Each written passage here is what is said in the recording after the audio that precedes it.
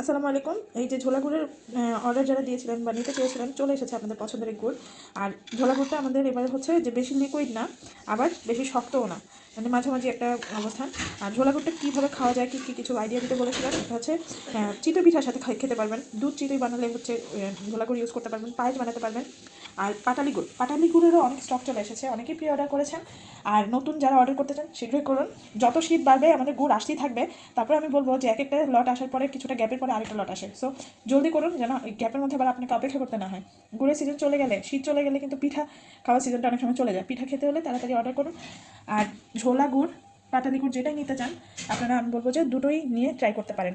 এত মজার গুড়, কোনোটা মিস করা যাবে না। ধন্যবাদ সবাইকে, অগ্রিম ধন্যবাদ। আর অনেকেই ভাবেন যে বাচ্চারা এত চকলেট চিপস খায়, কিন্তু এগুলো থেকে ফেরানোর উপায় কি? আমি বলবো সেই বেবিরা যারা অনেক বেশি চকলেট খেতে পছন্দ করে ওদেরকে গুড় দিন।